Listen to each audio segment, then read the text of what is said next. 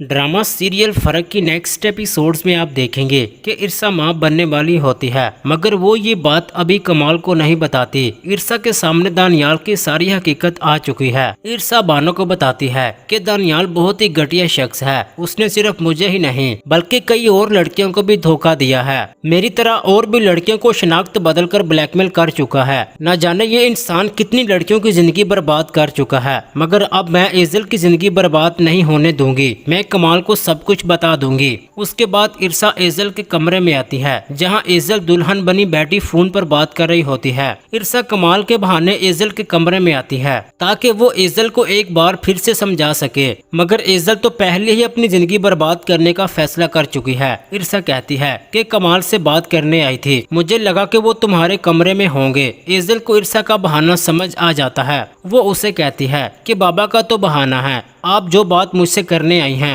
वो करें। उसके बाद आप देखेंगे कि इरसा कमाल को दानियाल के बारे में सब कुछ बता देती है कि सिर्फ आप मेरे शोहर थे तो मुझे किसी और की तरफ देखना भी नहीं चाहिए था, मुझे आपसे मोहब्बत करनी चाहिए थी, मगर मैं किसी के बहकावे में आ गई और मुझे दानिश से मोहब्बत हो गई। अब सारी बात इरसा कमाल को बता देती है। ये सब सुनकर कमाल के होश उड़ जाते हैं। वो हैरान परेशान हो जाता है कि शादी के इस मौके पर इरसा ये कैसी बातें कर रही है। दानिश के साथ तो एजल की शादी होने वाली है। इरसा कमाल को बताती है कि दानिश ने अभी तक बहुत सी लड़कियों की जिंदगी तबाह की है। वो लड़कियों के जरिए दौलत हासिल करना चाहता है और उनकी जिंदगी के साथ खेलता है। अब कमाल तो ये सब कुछ जानने के बाद खामोश नहीं रहता। वो दानिश को इसके अंजाम तक पहुंचाएगा। कमाल दानिश को उसकी किराए की लाई हुई बारात के सामने जलील और रसवा करके वापस भेज देता है और कहता है कि ये शादी कभी नहीं होगी। जब कमाल को इस बात का पता चलेगा कि दानिश ने कभी हमें असल माँ बाप से मिलवाया ही नहीं, वो किराए पर लाए हुए लोगों को अपना माँ बाप कहता रहा